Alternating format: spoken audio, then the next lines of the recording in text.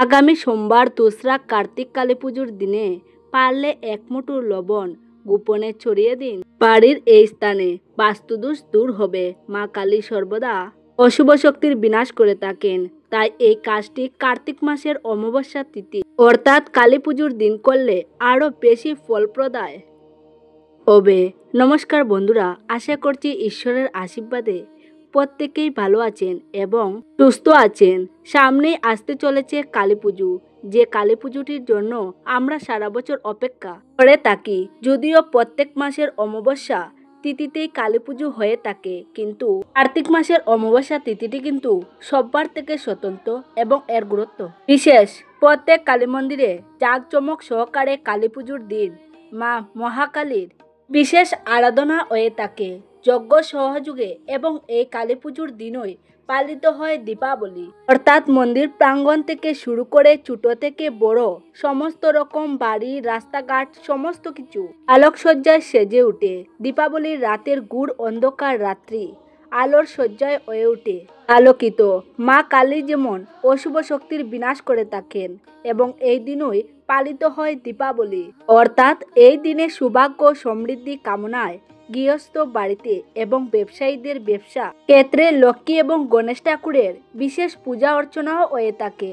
তাহলে যেমন একদিকে দিয়ে এটি অশুভ শক্তি বিনাশের দিন, ঠিক সেরকমভাবে আরেক দিন দিয়ে সৌভাগ্য সমৃদ্ধি প্রাপ্তির দিন। বন্ধুরা, এই দিনটি কিন্তু বছরে একদিনই আসে। দীপাবলির গুরুত্ব কিন্তু অপরিসীম।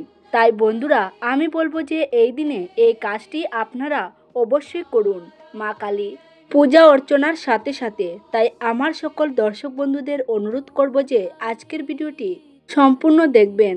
দেখার পর যদি ভালো লাগে তাহলে একটি লাইক করবেন, আর আপনজনদের সাথে শেয়ার করতে ভুলবেন না। চলুন বন্ধুরা, আসা যাক মূল পর্বে। প্রথমেই আপনাদের জানিয়ে দিই এবছর কালী পুজো কখন পড়েছে। পঞ্জিকা অনুসারে পূর্ণাঙ্গ সময়সূচি কালী পুজো পড়েছে বাংলার 2 তারিখ 1432, ইংরেজির 20 অক্টোবর 2025 সোমবার। দিন অমাবস্যা তিথি লাগছে সোমবার দুপুর 2:57 থেকে, এবং অমাবস্যা থাকবে মঙ্গলবার বিকাল 4:26 পর্যন্ত। বেশিরভাগ মন্দিরে বলা যেতে পারে সমস্ত মন্দিরেই মা কালীর যে পুজোটি হয়ে থাকে সেটি অমাবস্যা তিথির রাত্রিবেলায় হয়ে থাকে। সারাদিন সবাই উপবাসী থাকেন এবং তারপর রাত্রিবেলায় মা কালীর পুজো দিয়ে থাকে। প্রত্যেক মন্দিরেই কালী পুজোর দিন সারা রাত ব্যাপী মা কালীর বিশেষ যজ্ঞ হয়, এবং মহাকালীর বার্ষিকী পুজোটি কালী মন্দিরে এই দীপান্বিতা অমাবস্যা তিথিতে হয়ে থাকে। কালীর পুজো কিন্তু এদিন অবশ্যই দেবেন। কার্তিকী অমাবস্যার বিশেষ গুরুত্ব থাকে।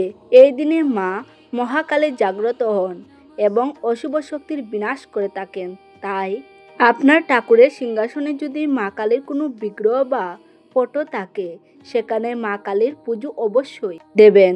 মা কালীর চরণে অবশ্যই সেদিন লাল জবা ফুল নিবেদন করবেন, লাল চন্দন সহযোগে, এবং মায়ের পুজোর নিকটবর্তী কোনো মন্দিরে গিয়ে দিয়ে আসবেন। কারণ মন্দিরের পুজো কিন্তু আলাদা মাত্রায় হয়ে থাকে।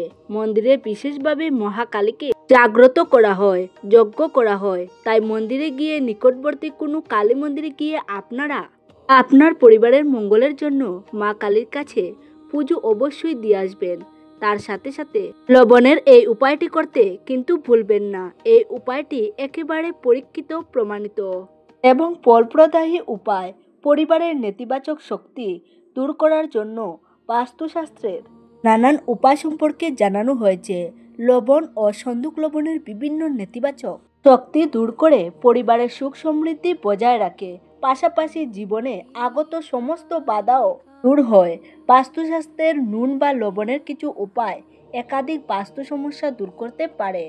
লবণের এই উপায়ে আপনার পরিবারের লক্ষ্মী আগমনের পথ প্রশস্ত করে। পরিবারের সদস্যরা জীবনের সমস্ত ক্ষেত্রে সাফল্য লাভ করে এবং সুখ শান্তিতে জীবন ভরে যায়। লবণের কোন কোন বাস্তু উপায়ে এই সমস্ত লক্ষ্য পূরণ হবে, চলুন বন্ধুরা জেনে নেওয়া যাক।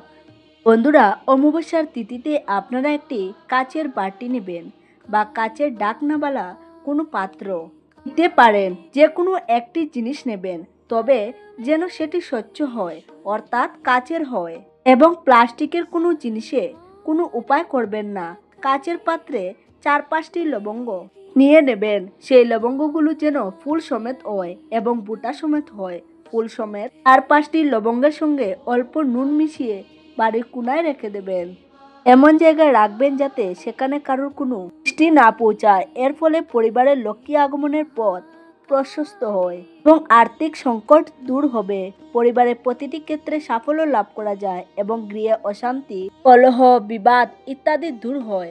নুনের মধ্যে শক্তি আছে, নেগেটিভ শক্তি বা নেগেটিভ এনার্জি শুষে নেওয়ার, এবং যদি কারোর কোনো কুনজর লেগে থাকে যার জন্য আপনার পরিবারে বাস্তুদোষ সৃষ্টি হচ্ছে, অশান্তি সৃষ্টি হচ্ছে, তাহলে সেটিও কিন্তু নুন এবং লবঙ্গের এই প্রয়োগে দূর হবে।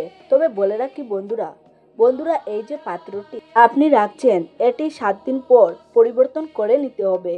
তারপর আপনি পাত্রটি ভালো করে ধুয়ে শুকনো করে মুছে নিয়ে পুনরায় এতে নুন রাখবেন এবং লবঙ্গ রাখবেন। বন্ধুরা অনেকেই মনে প্রশ্ন আসে যে এটি কি সাদা নুন দিয়ে করা যাবে না সন্দুক লবণ।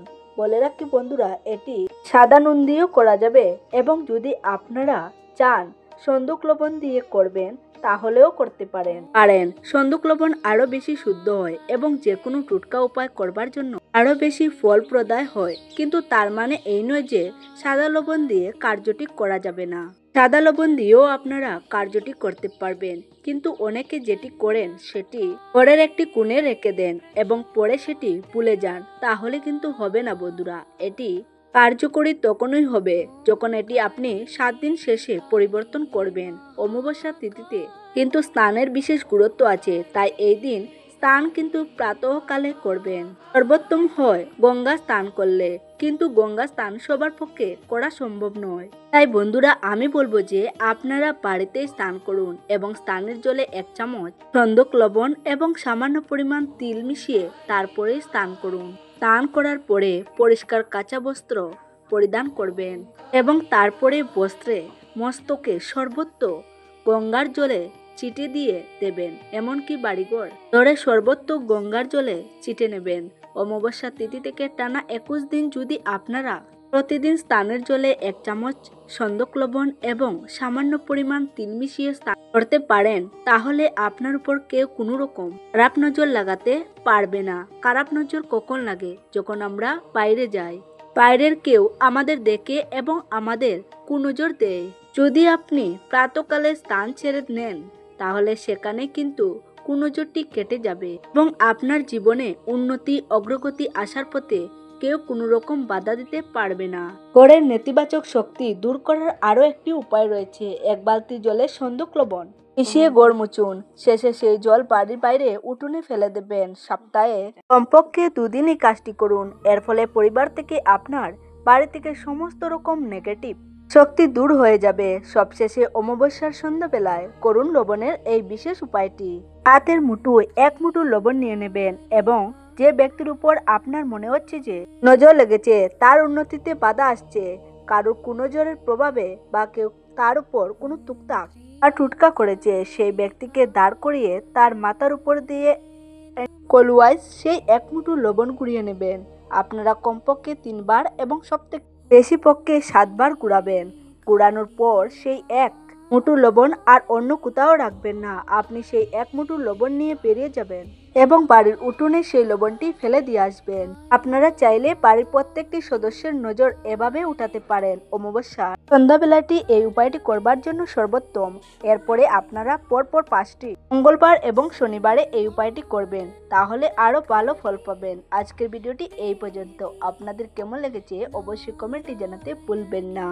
সবাই ভালো থাকুন, সুস্থ থাকুন। নমস্কার, ধন্যবাদ। দেখা হবে পরবর্তী ভিডিওতে।